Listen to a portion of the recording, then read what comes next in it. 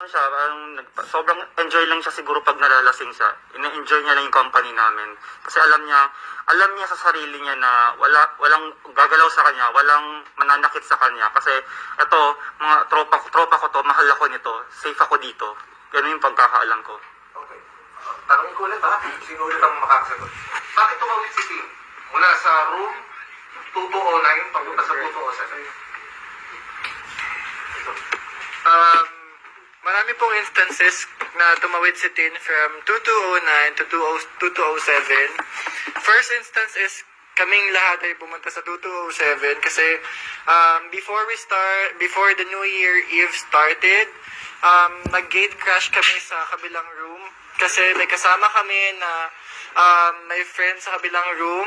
So, pinakilala niya kami. But then, for some reason, it didn't take that long. Nagstay kami sa kabilang room. And after that, bumalik kami sa room namin, which is 2209.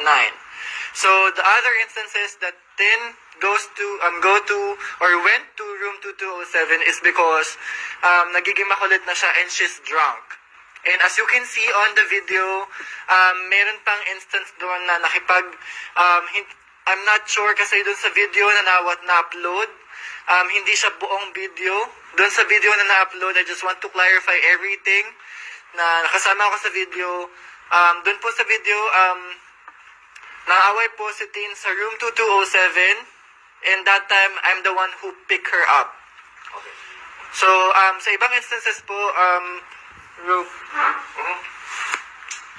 yung gusto mo makilala sa Tin na lang. Yeah, sa part ko naman po, nung nagising ako to check my work schedule, mga bandang 2:30, si Tin lumapit sa akin, then she grabbed my hand, and sabi niya sa akin, sis, punta tayo sa kabila, check natin kung merong straight guy doon. Gumanon siya sa akin. And then ako naman, sinamahan ko siya, tapos siguro mga 5 minutes, 6 minutes, bumalik din kami agad sa room. Tapos yun, bumalik na naman ako sa pagtulog ko. Okay. Mahal na malaman, sino yung kaibigan ninyo mula doon sa 2209 na common friend ninyo? Si Edward Madrid po. Ilan ang tao doon sa 2209? Hindi namin 2207? hindi namin exactly nabilang kung ilang tao doon. Siguro estimate lang mga siguro 8. Ganun.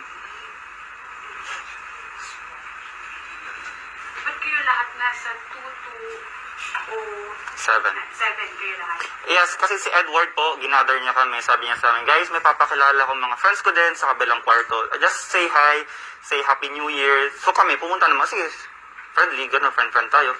Pumunta kami doon, pumasok kami, then, eto, si ganito, ganyan, friends namin. Tapos mabilis na laro, happy hooray, then, umalis din kami agad po, bumalik din kami agad sa ano. With all due respect ha, yung mga nasa 2207, tama na? Yes po. Oh, ano ito? Mga, sorry ha, hindi ko alam ang term, pero mga, Lahat po bakla. lahat. Okay. Yes po. Anong activities doon sa kwarto na yun? Nung pumasok kayo? Sino man nga,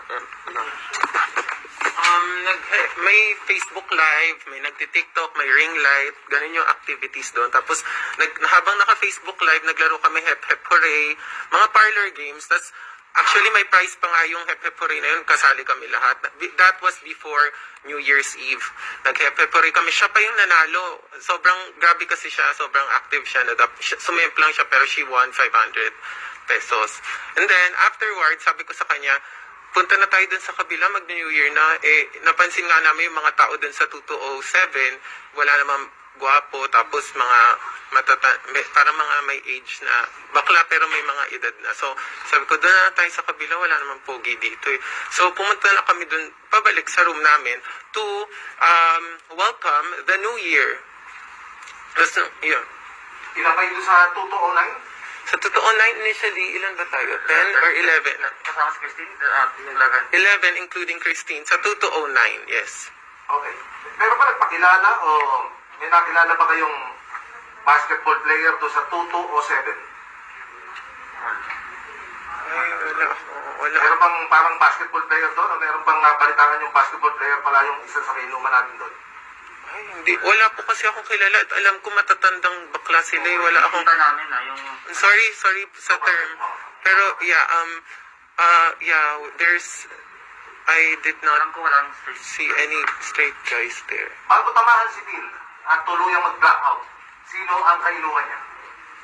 Hindi ko po alam kasi nung blackout po siya, sinabihan lang po ako ni Clark na may nagsabi daw sa kanya sa kabilang room, di ko kilala kung sino, sabi, oy, yung friend nyo lasing na, tulungan nyo. So ako, kasi sila mapapayat, ganyan. Ako malaki yung katawan ko, kinuha ko siya doon. Tapos sabi ko, Tin, halika, lasing ka na.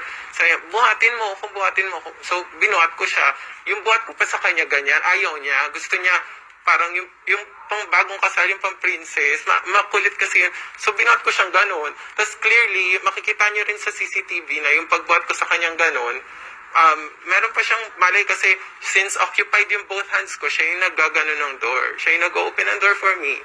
Nagbubukas ng door para makapasok kami doon sa back to our room, which is 209. Okay. Romel, ang sabi ng Makati Police, sa inyo raw dumating si Tin na allegedly may dinulog na something doon sa kanyang iniinom. Gano'n ito katotoo?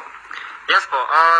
Nung gabing yun, tumabi siya sa akin. Then, sabi niya, sis, parang I feel something, parang naiiba yung pakiramdam ko. I think merong naglagay sa drink niya, sabi niya sa akin. Then, sabi ko, who? And then, sabi niya, I think Mark. Gumanon siya sa akin. I think Mark. Then, sabi ko lang sa kanya, GAGA, kung ano nung pinag-iisip mo, sabi ko, ewan ko sa'yo, gumagano na ako sa kanya. Then, dinad na ko na siya, bumalik naman ako sa pagtulog. Yun, di ko na alam na ano. Sorry po, may apology. May commercial. Hanapin mo naman, sino itong Mark na ito, please? Mark Anthony Rosales. Kasama ba ito doon sa labing isang kasama niyong kinasuhan? Yes po. Anong sabi nito sa inyo? Siyempre, tatanungin niyo to, di ba? O, totoo ba? Ninulog ka ron? Anong sabi ni Mark sa inyo? Wala pa po siyang statement. Meron kayong kasamahan si Ray Ingles. Kasama niyo rin siya sa room. Yes po. Meron bang balita kayo allegedly daw ay kinidnap siya ngayong after na nung incident? Have you heard from him? Sabi-sabi. Pero nung kanina umaga pagising ko, meron siyang missed call dun sa messenger ko. So siya tumawag? Oo, siya tumawag. Anong sinabi niya na? Wala naman. Pero nag-send siya kanina lang ng parang Bible verse. Yun lang. My apologies sa tanong ko, but were there party drugs nung gabi niyo? Para sa akin po, sarili ko opinion. Wala po. Kasi wala akong nakita. Wala akong kahit na nakita. Yung iba po? Wala. For me, wala. I believe walang party drugs. Kasi first of all, hindi naman ako nagaganan. And yeah, ang usapan, inuman lang kami doon. Like that. So, yeah. Dun sa kaninang nabanggit niyo yung attitude mo sa pag-inom, masabi ba natin na kayo sa inyong apat nasobrahan sa inom? Feeling ko, yes po. Na hindi niya nakaya. Yes po. Kasi when I arrived there, 10, nauna na sila umiinom na sila. Ako, kumain pa ako. Kasi parang sabi, humabol ka. Sabi ko, wait lang, kakain muna ako. Wala naman yung tiyan ko. Pero siya may hawak na siyang wine glass. Tapos, ewan ko, yung iba parang medyo tipsy na. So sir, are all four of you willing to undertake a drug test kung sakasakali pong hingin ito ng mga otoridad? Yes po. But of course, with the consent of our lawyer. Yes po. Anong mga klaseng alak po yung ininom? Iba-iba po eh. Merong tequila, merong vodka, merong whiskey, Jim Beam, Johnny Walker. Ano pa ba? Yeah, meron ng tequila, Cuervo, walang beer eh. Puro hard. Oh yes po. Then may halong soft drinks, ganun. Yun po. Yung process within, Yes po. paano niyo kaya, anong tingin niyo doon? Paano niya nakuha? Ikaw ba also sabihin? For the bruises, ang feeling ko sa legs, kasi when we saw Tin na nasa bathtub, tas tumawag si Gigo and tumawag si Gigo na medic. Nung dumating yung medic, kumuha sila ng wheelchair. Yung wheelchair na kinuhaan nila, walang leg assist. Walang, yung wheel lang, tapos upuan lang. Color black pa yon.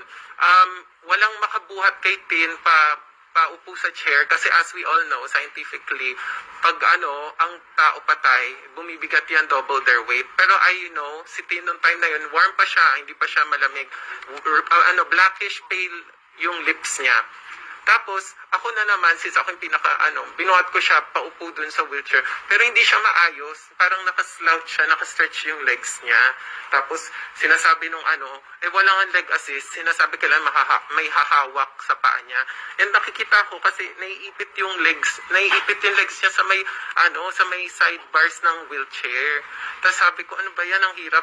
Tapos si Clark, being a nurse, siya yung pumunta doon, tinaas niya yung paa, habang yung medic tinutulak si Tin. Papunta sa service, doon sa employees elevator, sa back elevator nila. Sir, sorry po, I have to ask. Yes. A bit personal, no? Pero would you have an idea if nagko-confine sa inyo si Tin regarding who she meets up with, possibly who she speaks to? That question will be answered, I think, by Arom, kasi sila yung mas close. Kung sino naman po yung kaya makapagsabi? Kasi may mga nagtatanong din. Kung may nakakabit ba daw si Tin na nakakatid. Well, nung natulog siya sa akin nung December 30 before siya mag-check-in sa hotel, sabi niya sa akin, may nakadate siya. Tapos, ganito, ganyan, ito yung ginawa namin, ito yung pumunta kami dito, check-in kami dito. Ayun lang naman po, kasi hindi siya nagkaka-boyfriend. Kasi sinishare na sa akin na, bakit kaya walang nagsaseryoso sa kanya, ganon-ganon, lagi na lang date, lagi na lang, Parang some sort of hook-up or whatever. yeah, parang ganon na rin po. So parang, and then gumagamit din po siya kasi ng dating app, Which dating app? Bumble.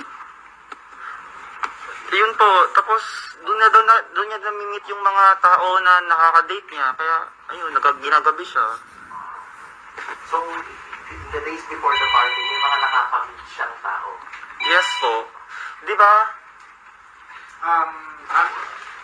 Actually po nun, nung 30 ng gabi, ako, si Paula Lily, si Ray Ingles, yung kaibigan naming dala si PJ Zamora, tsaka si Nathan, we decided to have a dinner sa Firefly ng City Garden. Then, 5 lang kami that night. So, 10 p.m., we decided to go out of the hotel para magkaroon kami ng konting inuman. So, we decided to go to BGC. So, after that, nandun na kami sa BGC, mga 11 or 11:30, biglang dumating si Tin.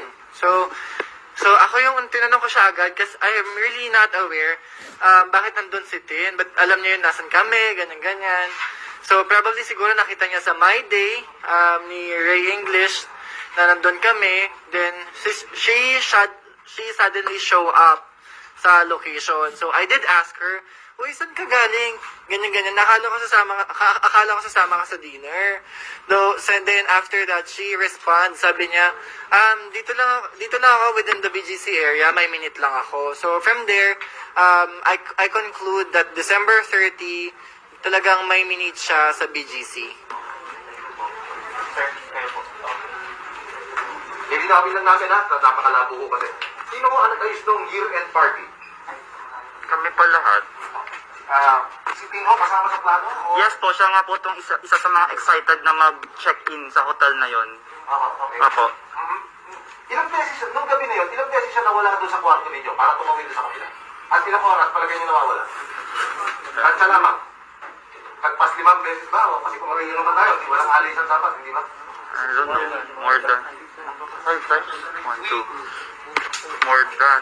We cannot provide the exact or the specific times, pero mga around, estimated lang again, estimated, hindi, mga more or less 5 or 6 times siyang pumupunta-punta din sa kapila.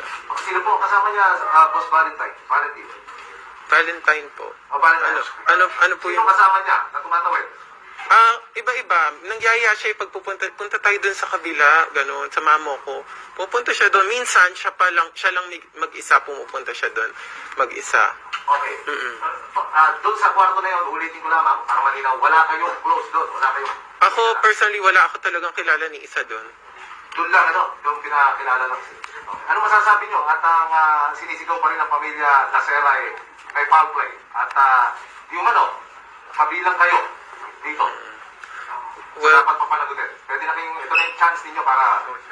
wala po akong masasabi. Ang masasabi ko lang is, yung mga evidence at saka mga pinapakita nilang results is nanggagaling from them. We are just answering what they're providing. Yun lang po yung masasabi ko. Sir, sa pag-organize mo ng party, Save lang po regarding sa pag-organize ng party, may kakilala pa kayo or was it like a normal transaction with the hotel? Kasi parang what we're trying to get here is nabigyan ng show cause order ng DOT na apparently itong hotel pala ay ginamit na sa quarantine facility. So may contact pa kayo sa hotel or was it a normal transaction? May kaibigan po kami nag-work sa hotel as the hotel manager.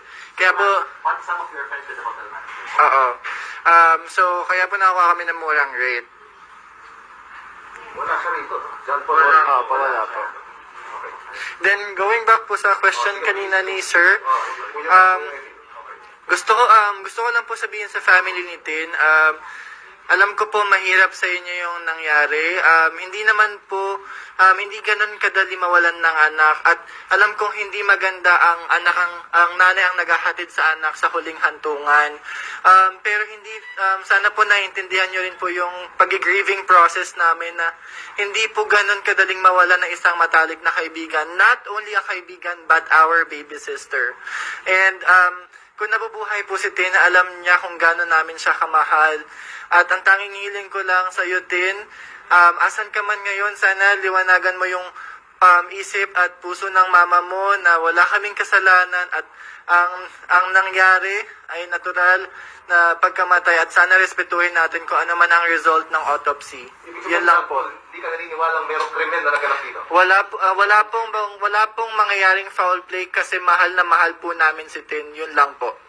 Kung sakali doon yun nakuha sa kabilang kwarto. Wala din po. Wala akong nakikita na isang matinding dahilan para gawin ng mga tao sa 2207 yung foul play na binibintang nila sa amin or binibintang nila nangyari kay Tin.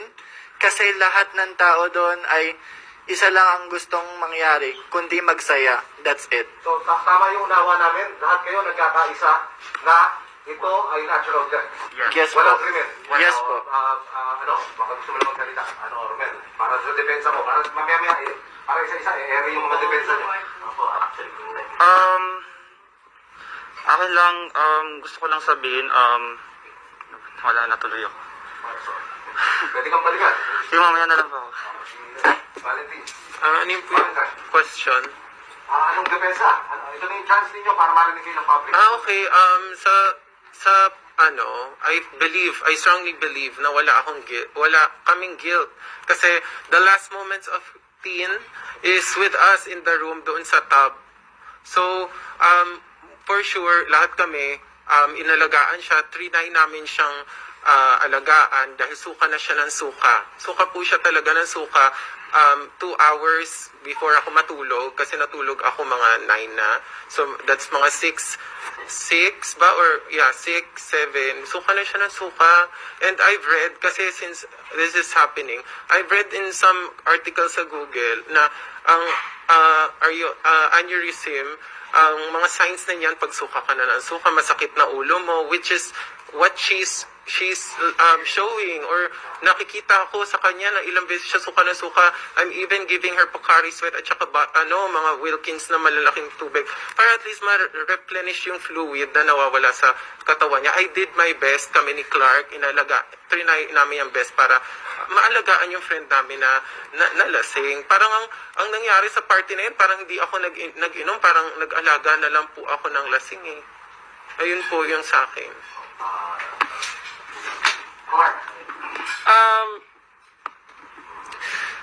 Yun lang din na walang may kayang gumawa ng pagbababoy kay Tin. Wala sa aming magkakaibigan dahil kami talagang mahal na mahal namin siya. Nung party na yun, naging masaya, nag-enjoy. Tsaka, yun nga, ginawa, inalagaan na lang namin siya. Nung nandun ako, dumating ako doon ng 1 a.m. Yun na lang ang nangyari nung lahat, mga lasing na, natutulog.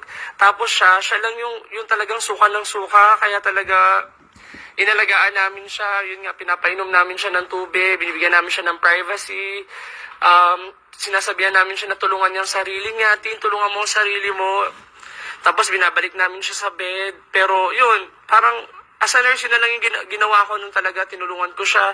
Kaya yung pinaparatang sa amin na binaboy namin siya, ni-rape, hindi namin kayang gawin sa kanya yun at hindi kami ganong klaseng tao. Pinalaki kami ng mga magulang namin. Kaya yung pinaparatang sa amin na binaboy namin siya, ni-rape, walang gano'n. Hindi namin kayang gawin sa kanya yung mahal na mahal namin siya. Yun na po. Thank you. Thank you, Mark. Balik tayo. Ikaw yung nasa pasensya na. Ikaw yung nasa CCTV. Gusto mo mag-komento doon na... Yes. First of all, yung nilabas nila kagabi na footage na nakita ako sa video na nagkiss kami ni Tin. First of all, that's very unfair kasi yung nirelease nila clips and video is putol. Hindi pinakita yung buong kiss. And ang nangyari kasi dyan, ang ginawa nila para to alter na parang may something na nangyari. Pero in my Facebook account, Valentine Rosales, 2.something million views na siya ngayon. I posted the whole scene how first she is the one siya yung nag-initiate ng kiss sa akin. I was trying to open the door, nagdo-doorbell ako, siya yung sumunggab sa akin. And ako, ang laki-laki po ng katawan ko, si Tin payat na slim na babae. Hindi ko sure siya pwedeng itulak agad-agad kasi onting galaw ko lang na gano'n, baka humampas siya sa pintuan, lalo pang magkaroon ng So ako, pinindot ko yung door, pero umiilag po ako, ginilid ko po siya. Tapos rin po, makikita rin niyo po doon clearly, yung timestamp is 2:50 something AM. So clearly marami pa pong nangyari after noon. Ilang beses pa siya pabalik-balik sa room. May conscience pa siya, marami pang nangyari after nung kissing scene na yun. So, after nun, it's, puro chismis kasi yung mga ganyan eh. Ang dami kasing mga feeling detective Conan sa Facebook or what. Ang daming without seeing the full video or the full evidence. That's why I posted it on my Facebook page. So sir, now that may ganito na po kayo, sinasabi niyo yung side ng story ninyo, what do you make of the conclusion by police or by authorities na rape with homicide daw yung nangyari? What do you make of that allegation, sir? It's absurd. Kasi first of all, paano magiging rape with homicide? Itong incident na to, I know my family and relatives already have an idea that I'm a soft person. Pero due to this incident, sobrang napilitan ako na i-come out ko na yung sarili ko na bakla na talaga ako sa buong family ko. Kasi yun naman yung totoo eh. Wala na ako magagawa. Pinors nila. So, yeah, imposibleng may rape kasi unang-una sa lahat gay po kami. Then wala po talagang straight na lalaki dun sa party na yon. Yes, and sabi po na ang lalaki daw pag na-influensyahan ng alcohol, nagiging pag bakla ng influensyahan ng alcohol, magiging na ang lalaki daw pag na-influensyahan ng alcohol, pag bakla ng influensyahan ng alcohol, magiging lalaki.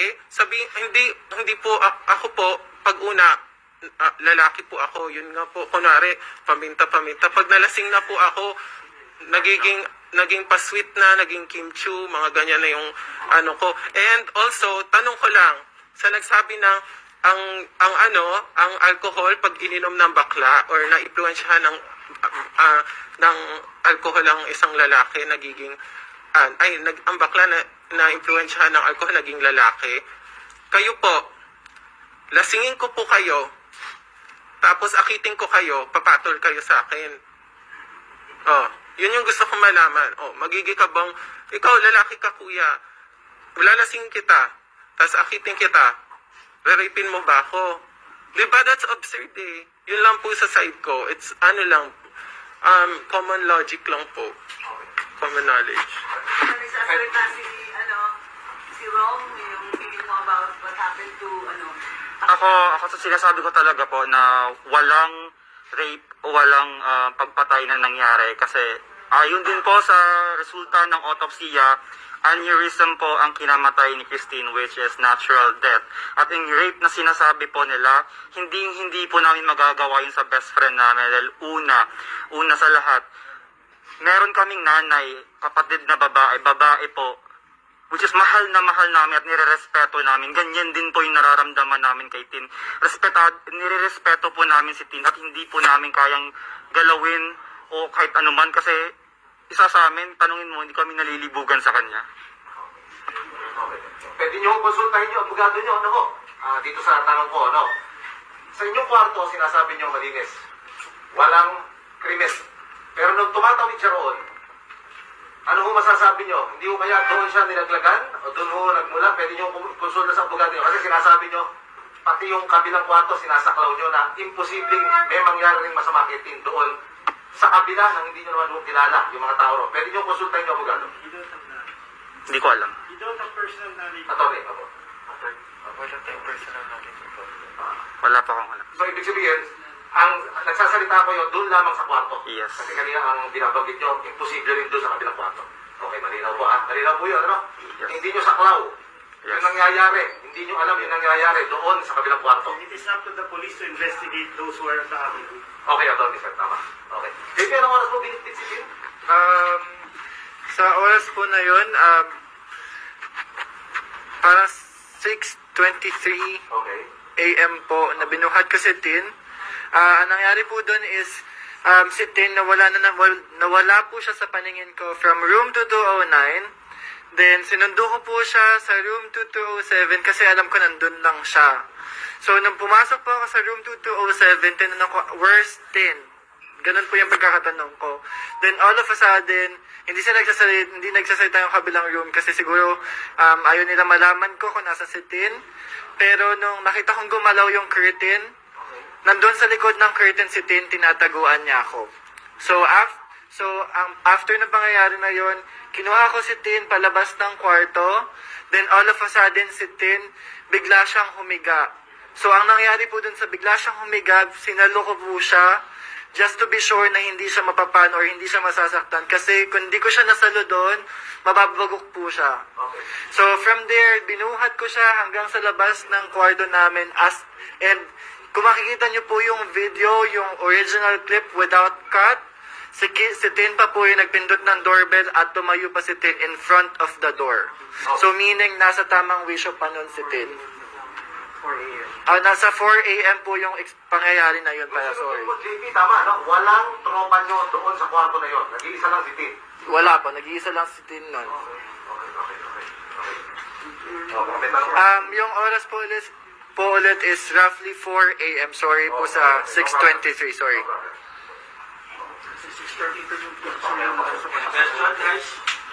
Ano, kwentuhan na lang, wala na ano. Anong oras yung nagsimula yung papi? Kwentuhan lang po, wala na. Thank you. Kwentuhan lang, anong oras yung nagsimula yung papi? Kasi wala naman tayong party talaga. Wala namang party. Sorry. Wala tong exact time na nag-start. Ano yung bakit? So ano na po? Tuwa na lang. Makapag-sit-nurse na rin ako. Additional video lang yan, additional video. Sorry.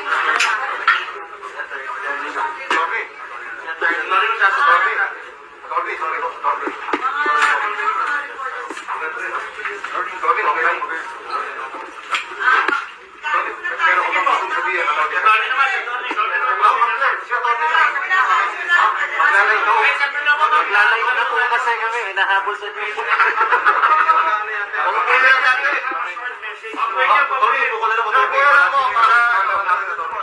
Hindi na magulo. Dito pa sa ila, sa tingin ako. Thank you.